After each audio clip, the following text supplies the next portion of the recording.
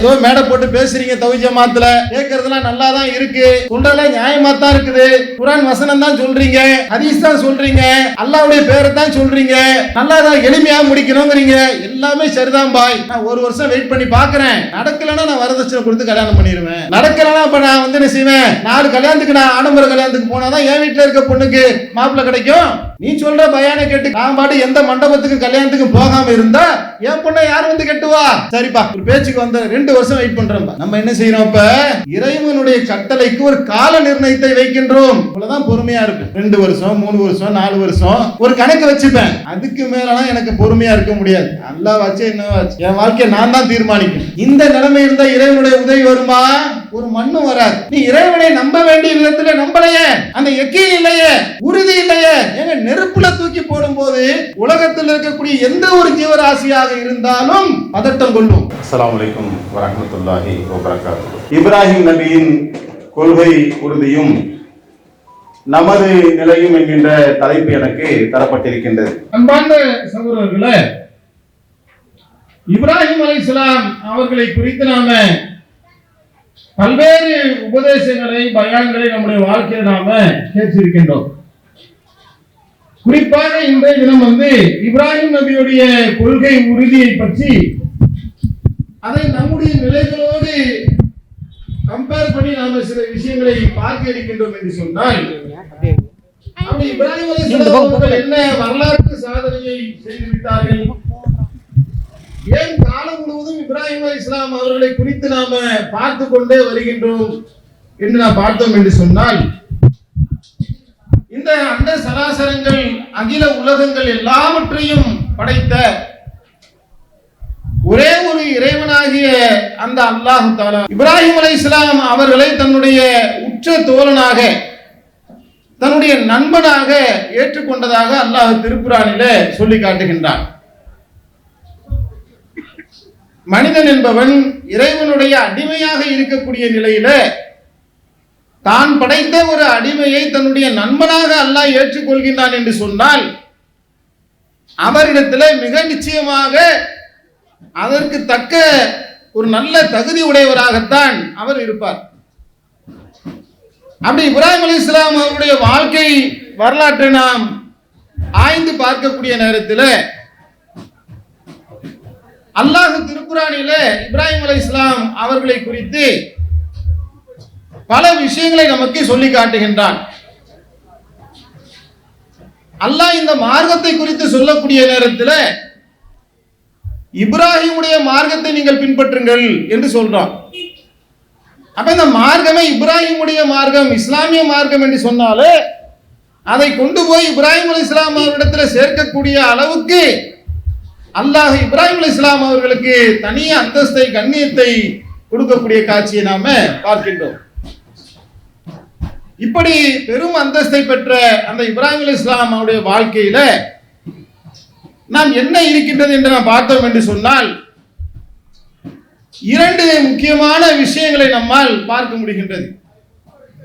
ஒன்று என்னவென்று சொன்னால், மனிதர்கள் பெரும்பாலும் மதங்களை பின்பற்றக்கூடிய விஷயத்தில் தான் எந்த குடும்பத்தில் பிறக்கின்றோமோ, எந்த கடவுள் நம்பிக்கை பின்பற்றக்கூடிய குடும்பத்தில் ஒருவன் பிறக்கின்றானோ, அந்த குடும்பத்தினுடைய தாய் தந்தையர்கள் என்ன கடவுளை பற்றி சொல்லிக் கொடுக்கின்றார்களோ அவனைத்தான் தன்னுடைய கடவுளாக ஏற்றுக்கொள்வார்கள்.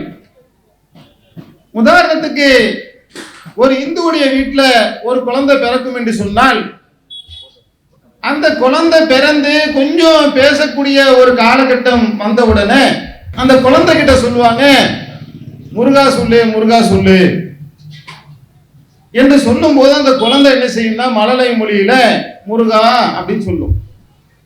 ஒரு கிறிஸ்துவ குடும்பத்தில் ஒரு குழந்தை பிறக்கும் என்று சொன்னால், ஏசப்பா சொல்லு ஏசப்பா சொல்லு அப்படின்னு சொல்லுவாங்க, அல்லேலூயா சொல்லு என்று சொல்லுவார்கள்.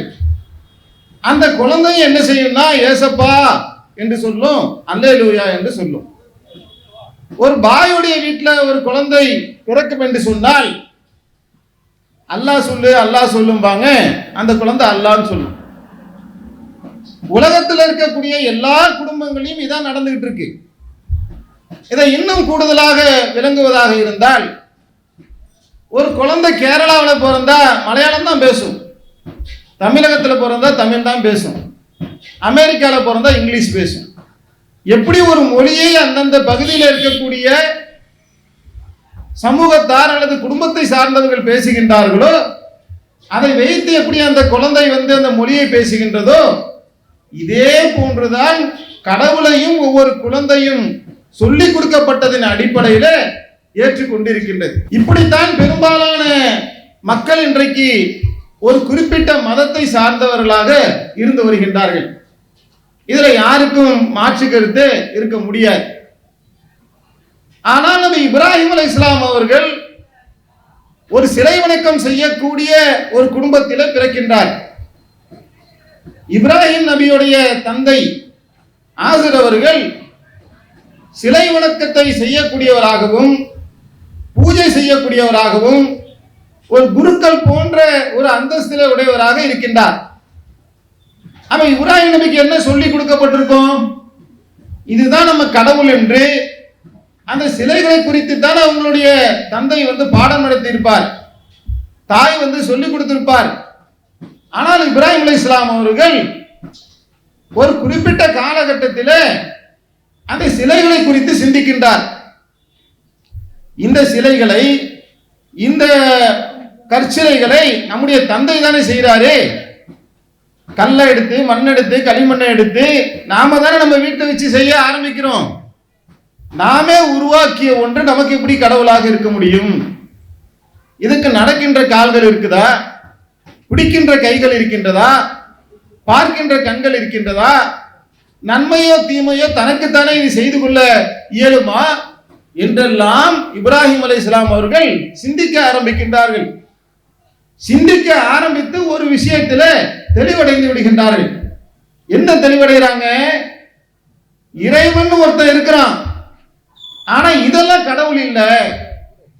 ஒரு கல்லு கடவுளாக ஆக முடியாது, மண்ணு கடவுளாக ஆக முடியாது, மரம் கடவுளாக ஆக முடியாது, தாயத்து கடவுளாக ஆக முடியாது, தர்கா கடவுளாக ஆக முடியாது. எதெல்லாம் இந்த உலகத்துல படைப்பினங்களாக இருக்கின்றதோ அந்த படைப்பினங்கள் எதுவுமே கடவுளாக இருக்க முடியாது. மனிதன் எதையெல்லாம் படைத்துக் கொண்டிருக்கின்றானோ, எதெல்லாம் அவன் தன்னுடைய இரு கரங்களால் உருவாக்கினானோ அது எதுவுமே கடவுளாக இருக்காது என்று, இதெல்லாம் கடவுள், எது கடவுள் என்பதை கண்டறிவதற்கு முன்னால் இது கடவுள் இல்லைங்கிறத உறுதியாக கண்டுபிடிக்கிறார், கண்டறிகிறார், சிந்திக்கிறார், ஆய்வு செய்கிறார்.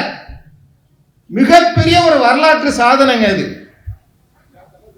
இப்படி ஆன்மீக துறையில இன்றைக்கு யூத மதமாக இருந்தாலும், கிறிஸ்துவ மதமாக இருந்தாலும், இஸ்லாமிய மதத்தை சேர்ந்தவர்களாக இருந்தாலும் தலையில தூக்கி வைத்துக் கொண்டு இப்ராஹிம் அலைஹிஸ்ஸலாம் அவர்களை கொண்டாடுகின்றார்கள் என்று சொன்னால் அதுக்கு என்ன காரணம்? உலகத்தினுடைய மக்கள் தொகை எடுத்துக்கொண்டால் இந்த 3 மதத்தை சேர்ந்தவர்கள் 80-90% பேர் இருப்பாங்க. யூதர்கள், கிறிஸ்துவர்கள், முஸ்லிம்கள். இவ்வளவு பேருமே சேர்ந்து ஒருவரை கொண்டாடுகின்றார்கள். அவர்தான் இப்ராஹிம் அலைஹிஸ்ஸலாம், அவர்தான் ஆபிரகாம் என்று சொன்னால் அவர் செய்த சாதனையே இதான் சாதனை. என்ன சாதனை? காலம் காலமாக என்ன சொல்லப்பட்டு வருகின்றதோ, என்ன கேள்விப்படுகின்றோமோ, எது நம்முடைய தாய் தந்தையர்கள் பழக்க வழக்கமாக கொண்டு வந்தார்களோ, எது நம்முடைய மூதாதையர்கள் பாட்டி தாத்தா கொண்டு வந்தார்களோ, அந்த பழக்க வழக்கங்கள் கேள்விப்பட்டது, போனது, வந்தது எல்லாத்தையும் காலில் தூக்கி போட்டு மிதிச்சுட்டு மனிதனுக்கு இறைவன் கொடுத்திருக்கக்கூடிய அறிவை கொண்டு சிந்திக்க வேண்டும் என்று பகுத்தறிவு பாசறையை இப்ராஹிம் அலைஹிஸ்ஸலாம் அவர்கள் இந்த உலகத்துக்கு அறிவித்தார்கள். இறைவன் ஒருவன் தான் இருக்கின்றான் என்ற சத்தியத்தை அவர்கள் விளங்கிய போது எல்லாம் தெரிஞ்சு போச்சு. இறைவன் ஒருத்தன் இருக்கிறான், இதெல்லாம் போலி, மனிதன் உருவாக்கிய படைக்கப்பட்டவை எதுவுமே கடவுள் இல்லை என்று அவர்கள் விளங்கிய நேரத்தில் அமைதியா வீட்டில் போய் உட்கார்ந்துட்டாங்களா? இல்ல. எந்த உண்மையை அவர்கள் உணர்ந்தார்களோ, விளங்கினார்களோ, நம்பினார்களோ அந்த கொள்கை பிரச்சாரத்தை மக்கள் மன்றத்தில் கொண்டு போய் வைத்தார்கள். இதுல இப்ராஹிம் அலைஹிஸ்ஸலாம் அவரிடத்துல பெரிய முன்மாதிரி இருக்குங்க. அல்லாஹ் தன்னுடைய உச்ச தோழனாக ஏற்றுக்கொண்டான் என்று சொன்னால் இதெல்லாம் கண்டென்ட் இருக்கு. ஒவ்வொன்றா நம்ம கவனமா பார்க்கணும். ஒரு இறைவனை நான் வணங்குகின்றேன் என்பதோட சிறப்பு முடிஞ்சில்ல. ஏற்றுக்கொண்ட கொள்கையை மக்கள் மன்றத்தில் கொண்டு போய் இப்ராஹிம் அலைஹிஸ்ஸலாம் அவர்கள் வைக்கின்றார்கள். வைத்தா என்ன நடக்கும்? ஒரு கொள்கையை ஏத்துக்கிட்டா என்ன நடக்கும்? கடும் எதிர்ப்புகளை சந்தித்தார்கள். எங்கிருந்து எதிர்ப்பு? வீட்டில இருந்தே எதிர்ப்பு. தந்தை கல்லால அடித்து கொல்லுவேங்கிறார், வீட்டை விட்டு துரத்துவேங்கிறார். பரவாயில்ல, நான் சொல்றது சத்தியம், சத்தியத்திலே நான் உறுதியாக நிற்பேன் என்று இப்ராஹிம் அலைஹிஸ்ஸலாம் அவர்கள் நின்றார்கள். வீட்டை விட்டு வெளியேறினார்கள். இளைய பருவத்தில் வீட்டை விட்டு வெளியேறினா என்ன நிலைமை? போகும்போது அவங்க அத்தா டூருக்கு போற மாதிரி கையில காசை கொடுத்து அனுப்பியிருப்பாரு. இல்ல, வீசின கையும் வெறுங்கையுமாக வீட்டை விட்டு இப்ராஹிம் அலைஹிஸ்ஸலாம் அவர்கள் வெளியேறினார்கள். எதுக்கடா வம்பு என்று ஒரு கல்யாணத்தை முடிச்சுட்டு 4 பேரை போல நம்மளும் ஒரு வாழ்க்கையை வாழ்ந்துட்டு போயிடலாம் என்று நினைத்தார்களா? எவ்வளவு கஷ்டம் வந்தாலும் பரவாயில்ல, சத்திய கொள்கை என்னது கொள்கையை மக்கள் மன்றத்தில் பிரச்சாரம் செய்தார்களா? பிரச்சாரம் செய்தார்கள். கடுமையான எதிர்ப்பு வருது. இவரை அழிக்க வேண்டும் என்று நெருப்பு குண்டத்தில் தூக்கி போட வேண்டும் என்ற சூழல் ஏற்பட்டது.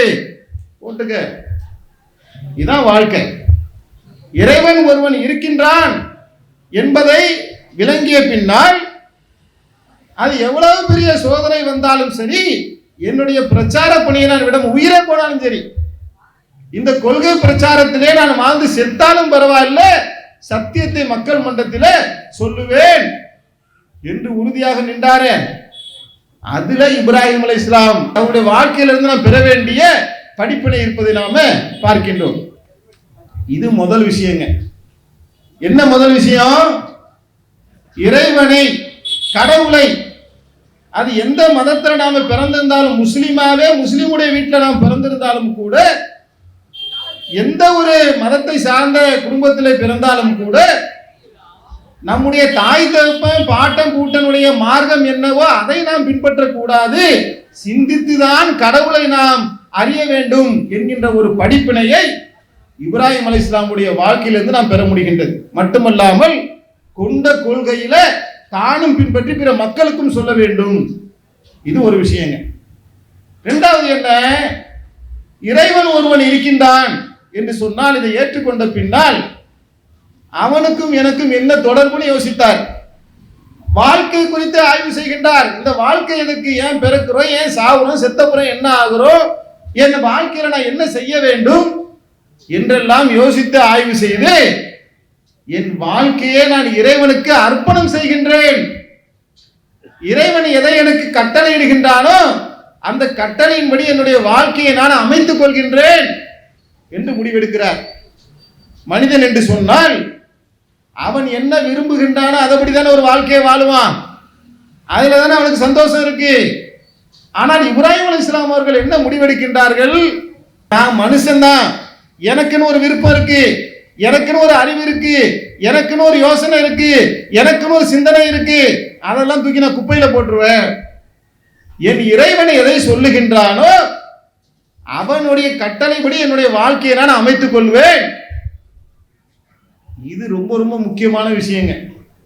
கடவுளை ஏத்துக்கிறதுனா என்னங்கிறதுக்கான இலக்கணம் இந்த இடத்துல தான் இருக்கு.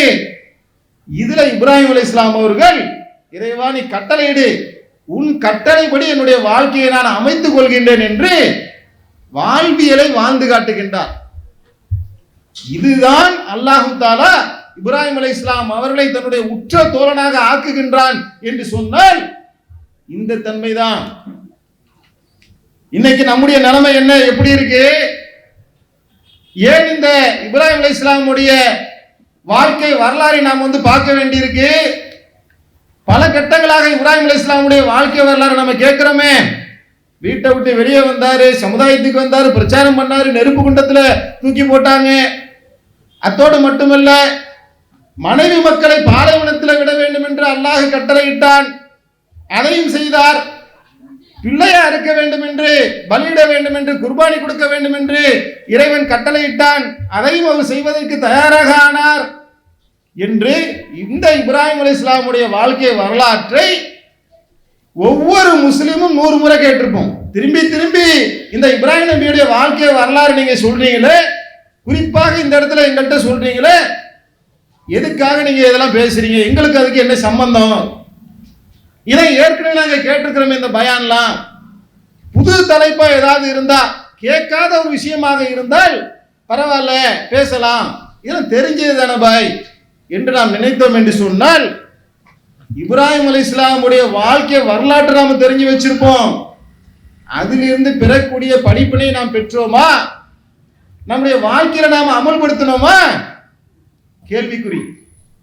ஏனென்று சொன்னால் அல்லாஹ் குர்ஆன்ல வந்து சொல்லி காட்டுறான், இந்த இப்ராஹிம் இடத்திலும் அவரோடு இருந்தவர்களிடத்திலும் உங்களுக்கு முன்மாதிரி இருக்கின்றான். எந்த தூதரை அல்லாஹ் ரஹ்மத்துல் ஆலமீன் என்று சொல்லுகின்றானோ அந்த நபிகள் நாயகம் ஸல்லல்லாஹு அலைஹி வஸல்லம் அவர்களை பார்த்து அல்லாஹ் சொல்றான், இப்ராஹிம் இடத்துல உனக்கு முன்மாதிரி இருக்குங்கிறான். நாம எல்லாம் உலக தூதர் முஹம்மது நபி ஸல்லல்லாஹு அலைஹி வஸல்லம் அவர்களே இப்ராஹிம் அலைஹிஸ்ஸலாம் அவர்களைத்தான் பின்பற்ற வேண்டும், அவரிடத்துல ரோல் மாடல் இருக்கு, முன்மாதிரி இருக்கு என்று சொன்னால் அப்ப இது பயான் கேட்டுட்டு போக முடியாது. நல்லா இருந்துச்சுங்க. இந்த வரலாறை நாம் கேட்பதற்குண்டான காரணம், நோக்கம் என்னவென்று சொன்னால், என்னுடைய வாழ்க்கையில நான் வாழ்றேன்ல, இந்த வாழ்க்கையில இப்ராஹிம் அலைஹிஸ்ஸலாம் எப்படி வாழ்ந்தார்களோ அது போல என்னுடைய வாழ்க்கையில நான் வாழ வேண்டும் என்று இறைவன் கட்டளை இடுகின்றான். இன்னைக்கு அப்படி நம்முடைய வாழ்க்கை இருக்குதா? இப்ராஹிம் அலைஹிஸ்ஸலாம் அவர்கள் அந்த ஒரு இறைவனை ஏற்றுக்கொண்டார்கள். நாம அந்த ஒரு இறைவனை ஏற்றுக்கொண்ட பின்னால் அவர்கள் தன்னுடைய வாழ்க்கையில அல்லாஹ்வுக்கு கட்டுப்பட்டாங்கல்ல, அந்த மாதிரி நாம் கட்டுப்படுகின்றோமா? மீண்டும் மீண்டும் யோசிச்சு பாருங்க. பிறப்பு முதல் இறப்பு வரை நம்முடைய வாழ்க்கையை எடுத்துக்கங்களேன். ஒரு குழந்தை பிறந்தா பர்த்டே கொண்டாடுறாங்க, சந்தோஷமான விஷயம்.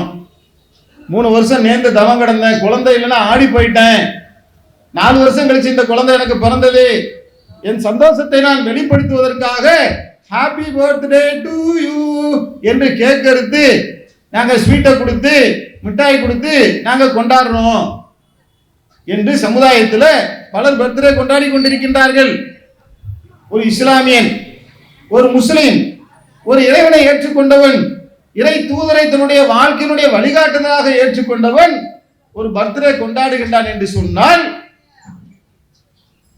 அவனுக்கு இஸ்லாம் என்ன சொல்லுது, என்ன கட்டளையிடுகின்றது? அல்லாஹ்வுடைய தூதர் சொல்றாங்க, யார் மாற்று மத கலாச்சாரத்தை பின்பற்றுகின்றார்களோ அவர்கள் என்னை சேர்ந்தவர்கள் அல்ல. சொல்லிட்டு போ, எனக்கு என்ன, அதான் இருக்கட்டும்பா, நான் இல்லை நான் சொன்னேன், மார்க்கம் ஒரு பக்கம் இருக்கட்டும், நான் அல்லாஹ்வை ஏத்துக்கிட்டேன், தூதரை ஏத்துக்கிட்டேன், மறுமையை ஏத்துக்கிட்டேன், என் புள்ள சந்தோஷத்துக்காக அதை செய்கிறேன் என்று பர்த்டே கொண்டாடுகின்றார்கள். புனித நீராட்டு விழா என்று, மஞ்சள் நீராட்டு விழா என்று எப்படி பிற மத சமுதாயத்தில் செய்வார்களோ அதை போல வயசுக்கு வந்தா பெண்களுக்கு இஸ்லாமிய சமுதாயத்தில் சடங்கு செய்கின்றார்கள். திருமணத்தை பத்தி பேசுனாங்க. அனைத்து காரியங்களுமே அதுல பார்த்தீங்கன்னாக்கா அனாச்சாரங்கள் நிறைந்திருக்கிறத பார்க்கிறோம். சுன்னத்து செய்யறதுல இருந்து, கல்யாணம் பண்றதுல இருந்து, ஒரு கடை வைக்கிறத பார்த்தாக்க அந்த கடையில பார்த்தீங்கன்னு சொன்னா நல்லா ஏமாத்தி பித்தலாட்டம் பண்ணி பொய் பேசி ஒருத்தர் வியாபாரம் பண்ணா நல்ல திறமையா வியாபாரம் பண்ணுவாருப்பா என்று வியாபாரத்தில் நேர்மையற்ற நிறைய பார்க்கிறோம். வட்டிக்கு சர்வசாதாரணமா வாங்கி அந்த பிசினஸ் பண்றதை பார்க்கிறோம். கஷ்டமா துன்பமா துயரமா வந்துருச்சுனாக்க போதையை நோக்கி போகக்கூடிய காட்சியை பார்க்கிறோம். மனசை வந்து ஆத்திக்க முடியலங்க, ரொம்ப சிரமமா இருக்கு, வேற வழி இல்லை, அதனால ஒரு கட்டிங் போட்டா படுத்தா தூக்கம் வருது என்றதுக்கு 1008 வியக்கானங்கள் சொல்லிவிட்டு போதையின் பக்கம் செல்லக்கூடிய காட்சியை பார்க்கிறோம். இது எல்லாத்தையுமே இஸ்லாம் என்ன செய்து டோட்டலாக தடை செய்கின்றது. பிறப்பு முதல் இறப்பு வரை எடுத்துக்கொண்டால் 1000 கட்டளைகள் இருக்கின்றது. இந்த கட்டளைகள் எல்லாவற்றையும் இஸ்லாமிய சமுதாயம் தன்னுடைய வாழ்க்கையில கடைபிடிக்கின்றதா? பெற்றோர்களை கண்ணியமாக நடத்த வேண்டும் என்று திருக்குர்ஆன் போதிக்கின்றது. இன்றைக்கு இஸ்லாமிய இளைஞர்களை போய் பாருங்க, அவன் வீட்டுக்குள்ள நுழைஞ்சாலே ஃபிரௌனை பார்த்த மாதிரி அவனை பார்க்குறாங்க. அம்மாடி இவனை எப்படா சமாளிக்கிறது என்று தாய் தப்புடைய குடல்லாம் பதறக்கூடிய அளவுக்கு இன்னைக்கு இளைஞர்களுடைய நிலை செல்லுகின்றதா இல்லையா? கட்டுப்பட மறுக்கிறான். தாய்க்கு மரியாதையே இல்லைங்க வீடுகள்ல. நீங்க போய் பாருங்க, நீங்க எந்த யாருக்கிட்டும் சொல்ல மாட்டாங்க. சொன்னா நம்ம பிள்ளைக்கு பேர் கெட்டு போயிருமே என்று வெளியே சொல்றது கிடையாது. கண்ணியமாக நடத்துகின்றார்களா? இல்ல, கண்ணியமாக நடத்த வேண்டும் என்ற கட்டளை இருக்கின்றது. சூதாட்டத்தில் இருந்து, போதையில இருந்து, வட்டியில இருந்து, வரதட்சணையில இருந்து, பர்த்டே கொண்டாட்டத்தில இருந்து, பொய் சொல்லி வியாபாரம் பண்ணுவதில இருந்து, பாத்தியா ஓதுவதில இருந்து, தர்காவுக்கு போறதில இருந்து, சிற்கான அனாச்சாரமான காரியங்களை செய்வதில இருந்து, இணை வைப்பில இருந்து, ஏராளமான கட்டளைகள் எதுவெல்லாம் மார்க்கம் என்ற பெயரால் சொல்லப்பட்டிருக்கின்றதோ அனைத்து கட்டளைகளையுமே காலில் தூக்கி போட்டு மிதிச்சுட்டு, நான் அல்லாஹ் ஒருத்தனை வணங்குறேன், நான் அல்லாஹ்வை ஏற்றுக்கொண்டேன், நான் மறுமையை ஏற்றுக்கொண்டேன், முகமது நபி தான் அல்லாஹ்வுடைய தூதர், திருக்குர்ஆன் தான் என்னுடைய வேதம் என்று சொன்னால் இது நகைப்புக்குரியதா இருக்குதா இல்லையா? நீங்க சிந்திச்சு பாருங்க. அல்லாஹ் என்ன நமக்கு கட்டளையிடுறான்? இந்த இப்ராஹிம் இடத்துல உங்களுக்கு அழகிய முன்மாதிரி இருக்குன்னு சொல்றானே, ஏன் சொல்றான்? அவருடைய வாழ்க்கை, அந்த வாழ்க்கையை அல்லாஹ் என்ன செய்யறான்? விரும்புறான். அதனால தானே உற்ற தோழர்னு சொல்றான், தன்னுடைய நேசர்னு சொன்னானே. அன்பான சகோதரர்களே, நீங்க சிந்திச்சு பாருங்க, இறைவன் ஒவ்வொருவரையும் நேசிக்க வேண்டும் என்று நாம விரும்புறோமா இல்லையா? என்னை படைத்த இறைவன், அவன் என்னை நேசிக்க வேண்டும், என் மீது அன்பு கொள்ள வேண்டும், அவனுடைய கடைக்கண் பார்வை என் மீது பட்டுவிட வேண்டும், அவனுடைய கருணையால் நான் என் பாவங்கள் எல்லாம் மன்னிக்கப்பட்டு நான் சொர்க்கத்துக்குள்ளே நுழைந்து விட வேண்டும் என்று ஒவ்வொருத்தருமே விரும்புகிறோம். ஆனால் நம்முடைய வாழ்க்கையில டிராவல்ல எவ்வளோ இறைவனுடைய கட்டளைகளை மீறிடணும். ஒருத்தர் தொழுகையாளியா இருப்பாருங்க, பள்ளிவாசலுக்கு வருவார், 5 வேளை தொழுகை விட மாட்டார், கரெக்டா தொழுவார். ஆனால் அவருடைய சகோதரியுடைய சொத்து விஷயத்துல கராரா இருப்பார், தரமாட்டேன் நிற்பார். குரான் வசனம் இருக்குங்க, எடுத்து காட்டுங்க, ஓயா எங்களுக்கு தெரியாத குரானா அப்படிம்பார். மார்க்கத்திலே ஒன்றை ஏற்றுக்கொண்டு ஒன்றை நிராகரிப்பார், மனோ இச்சையை பின்பற்றுவார். இங்க எங்க குரான் எங்க வந்துச்சு? இறை நேசம் எங்க வந்துச்சு? இறைவனுடைய நெருக்கம் எங்க வந்துச்சு? இதுதான் இன்றைக்கு இஸ்லாமிய சமுதாய மக்களுடைய நடைமுறையாக இருக்கும் என்று சொன்னால், அன்பார்ந்த சகோதரர், நீங்க யோசிச்சு பாருங்க, அப்ப எப்படி இறைவனுடைய நேசத்தை நாம பெற முடியும்? அப்ப இப்ராஹிம் அலைஹிஸ்ஸலாம் அவர்கள் அல்லாஹ்வை தன்னுடைய சிந்தனையால் யோசித்து ஒரு இறைவனை ஏற்றுக்கொண்ட பின்னால் கட்டுப்பட முடிந்தது என்று சொன்னால் அதுக்கு என்ன காரணம்? அந்த காரணத்தை நாமும் தெரிந்து கொண்டோம் வைங்களேன், நமக்கும் கட்டுப்படுறது இலகுவாயிரும். அதை தெரிஞ்சுக்கிறது தான் இந்த தலைப்பினுடைய நோக்கங்க. இப்போ பேசுன எல்லா விஷயமே நம்ம எல்லாருக்கும் தெரிஞ்ச ஒண்ணுதான். அவங்க என்ன பண்ணாங்க, எப்படி யோசிச்சாங்க இப்ராஹிம் அலைஹிஸ்ஸலாம் அவர்கள்? அதே பாணிய, அதே விஷயத்தை நாம யோசித்தால், நாம சிந்தித்தால் நம்மாலும் இறைவனுக்கு கட்டுப்பட முடியும். கண்டிப்பாக முடியாத ஒண்ணா இறைவன் சொல்லுவானாங்க? இப்ராஹிம் அலைஹிஸ்ஸலாம் அவர்கள் எப்படி வாழ்ந்தார்களோ அந்த மாதிரி நம்மளால வாழ முடியும், அதை நோக்கி போக முடியும், அந்த அழகிய முன்மாறி இப்படி செயல்பட முடியும் என்று சொன்னால் தானே அல்லாஹ் இதை சொல்லுவான். அவன் என்ன இருக்கு அதுல என்று நான் பார்த்தோம் என்று சொன்னால், முதலில நல்ல கவனமா பாருங்க, தன்னுடைய அறிவை கொண்டு முதல்ல இறைவனை தேர்ந்தெடுத்தார்கள். தேர்ந்தெடுத்த பின்னால் ஒரு முடிவு எடுக்கின்றார்கள். என்ன முடிவு? சிந்தித்து ஆய்வு செய்து பல விதங்களில யோசித்து இறைவன் ஒருவன் இருக்கிறான் என்று ஏற்றுக்கொண்ட பின்னால் வாழ்வில் என்று வரக்கூடிய விஷயத்தில சிந்தனைக்கே வேலை இல்லைங்க. சமீனா ஆத்தானா, கேட்டோம் கட்டுப்பட்டோம். இறைவன் எதை கட்டளையிடுகின்றானோ அந்த கட்டளைக்கு நான் அப்படியே கட்டுப்பட்டுருவேன். விளைவுகளை பத்தி நான் யோசிக்கவே மாட்டேன், அது தேவையில்லாத ஒண்ணு. படைத்தவன் பாதுகாப்பான். என் இறைவன் அளவற்ற அருளாளனாக இருக்கின்றான். அவன் எல்லாவற்றுக்கும் மீது நேசமுடையவனாக இருக்கின்றான், வல்லமை உடையவனாக இருக்கின்றான். குன் ஆகுன ஆகக்கூடிய அளவுக்கு வல்லமை மிக்கவனாக இருக்கின்றான் என்ற ஒரு விஷயத்தில் அந்த இறைவனை தெரிந்து கொள்ள வேண்டிய முறைப்படி தெரிந்து கொண்ட காரணத்தினால் அவர்கள் தன்னுடைய வாழ்க்கையில் என்ன செய்றாங்க, அனைத்து கட்டளைகளுக்கும் கட்டுப்பட தயாரானார்கள். விளைவை பத்தி யோசிக்கல. அதனால தான் என்ன பண்றாங்க, மனைவியை கொண்டு போய் பாலைவனத்துல விட வேண்டும் என்ற ஒரு கட்டளை வந்த பின்னால் நீங்க எப்படி யோசிப்பீங்க, நான் எப்படி யோசிப்பேன்? அது எப்படிங்க? பாலைவனத்துல விட்டா பொண்டாட்டி கூட செத்துற மாட்டாங்களா? இது இறை கட்டளை தானேங்க, இறை கட்டளை தானே. இந்த இறை கட்டளை வந்த உடனே நீங்க நானும் சகல மனிதர்களும் எப்படி யோசிப்பாங்க? ஏங்க, தண்ணி இல்லாத ஒரு பாலைவனத்துல கொண்டு போய் விட்டா அவங்க செத்துருவாங்களே, அங்க நிழல் இல்லையே, அங்க தண்ணி இல்லையே, சோறு இல்லையே, அங்க தங்குறதுக்கு வீடு இல்லையே, இது சாத்தியம் இல்லையே, சாகடிக்கிறதுக்கு நான் விரும்புவேனா என் பிள்ளைய, என் பொண்டாட்டியை நானே சாப்பிடுறதுக்கு கொண்டு போய் விடுவேனா என்றெல்லாம் மனிதன் யோசிப்பான். ஷைத்தான் பலவிதமான குழப்பங்களை போடுவான். இப்ராஹிம் அலைஹிஸ்ஸலாம் அதை பத்தி யோசிக்கவே இல்லை. இறைவா நீ கட்டளை இருயா, நான் கொண்டு போய் விடுறேன். ஏன்? நீ தான் பாதுகாக்கிற, நானா பாதுகாக்கிறேன்? எல்லா விதமான உயிர் ஜீவராசிகளையும் நீ தான் பாதுகாத்து கொண்டிருக்கின்றாய் என்று சொன்னால் பாலைவனத்தில் நீ எனக்கு தான் பாதுகாக்க கஷ்டம். பாலைவனத்தில் தனி ஒரு பெண்ணாக ஒரு குழந்தையாக அவர்களை பாதுகாத்துக் கொள்வது கஷ்டம்தான். ஆனால் நீ பாதுகாப்பாய் என்ற நம்பிக்கையில உன் கட்டளைக்கு நான் கட்டுப்படுகின்றேன். யோசனைக்கே வேலை இல்லை. இந்த பார்முலாவை, இந்த ஒரு சிந்தனையை, இந்த ஒரு விஷயத்தை நம்முடைய வாழ்க்கையில் நாம கடைபிடிக்கிறோமா? இல்ல.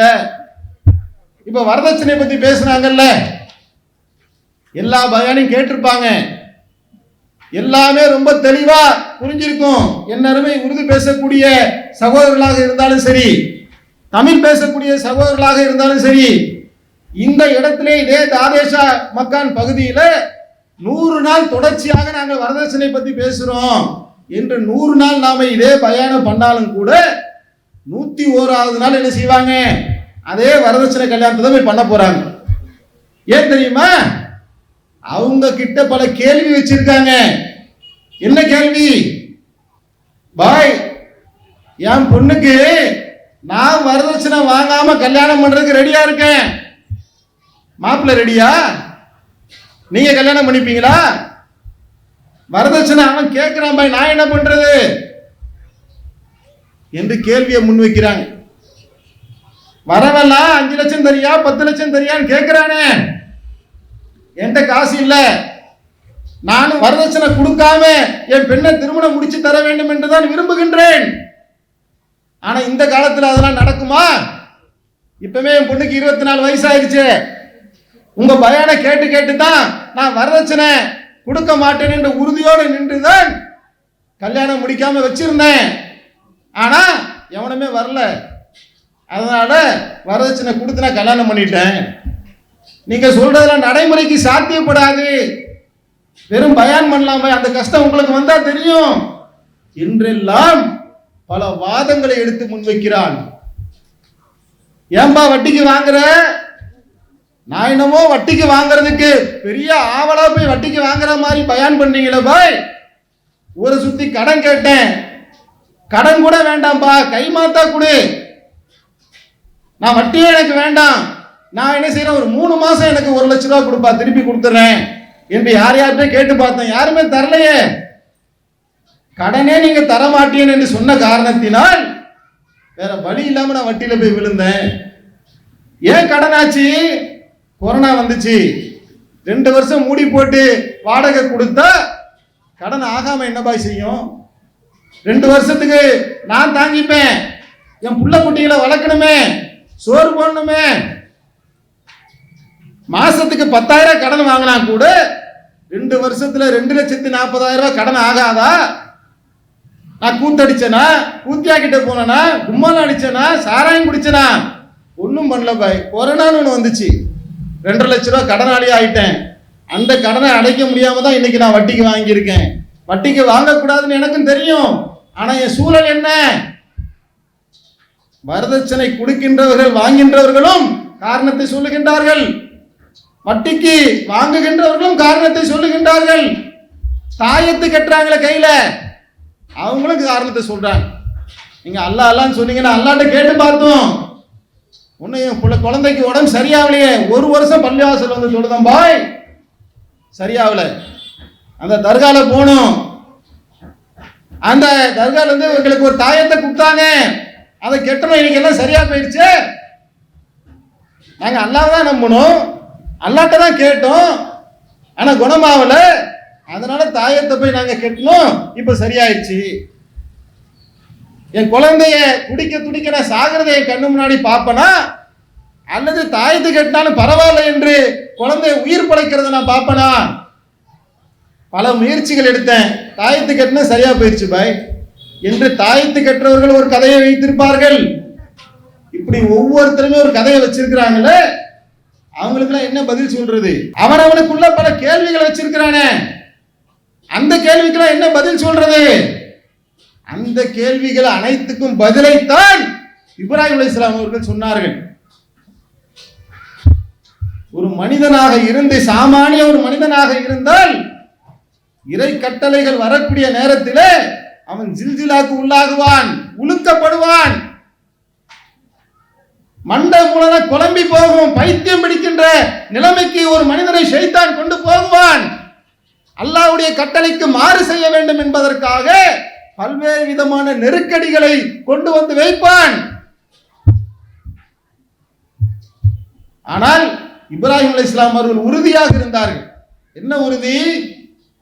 படைத்தவன் பாதுகாப்பான். அல்லாஹ் உன்னை சொல்லிவிட்டான் என்று சொன்னால், நான் என் பிள்ளையை நேசிப்பதை விட, என் மனைவியை நான் நேசிப்பதை விட, எங்கள் அனைவரையும் என்னுடைய இறைவன் நேசிக்கின்றான். அவன் ஆகு என்றால் ஆகிவிடும், அவன் தானப்பா எல்லாத்தையும் செய்து கொண்டிருக்கின்றான், அனைத்து பொருட்கள் மீது பேராற்றலுடையவனாக இருக்கின்றான் என்று அல்லாஹ் மீது கொண்டிருந்த அந்த உறுதி, அல்லாஹ்வுடைய கட்டளை செய்வதற்குண்டான திராணியை, உறுதிப்பாட்டை இப்ராஹிம் அலைஹிஸ்ஸலாம் அவர்களுக்கு தந்தது. நாம என்ன பார்க்கிறோம்? வெயிட் பண்ணுவேன், கொஞ்ச நாள் வெயிட் பண்ணி பார்ப்பேன், வரதட்சணை வாங்கக்கூடாதுதான், வரதட்சணை கொடுக்கக்கூடாதுதான், நான் 1 வருஷம் வெயிட் பண்ணி பார்ப்பேன். நீ எல்லாம் சொல்ற, ஏதோ மேடை போட்டு பேசுறீங்க, தௌஹீத் ஜமாத்துல கேட்கறதுலாம் நல்லா தான் இருக்கு, சொல்றதெல்லாம் நியாயமா தான் இருக்குது, குர்ஆன் வசனம் தான் சொல்றீங்க, ஹதீஸ் தான் சொல்றீங்க, அல்லாஹ்வுடைய பேரை தான் சொல்றீங்க, நல்லா தான் எளிமையா முடிக்கணுங்கிறீங்க, எல்லாமே சரிதான் பாய், நான் 1 வருஷம் வெயிட் பண்ணி பார்க்குறேன், நடக்கலைன்னா நான் வரதட்சணை கொடுத்து கல்யாணம் பண்ணிடுவேன், நடக்கலைன்னா இப்போ நான் வந்து என்ன செய்வேன், 4 கல்யாணத்துக்கு நான் ஆடம்பர கல்யாணத்துக்கு போனாதான் என் வீட்டில் இருக்க பொண்ணுக்கு மாப்பிள்ளை கிடைக்கும்.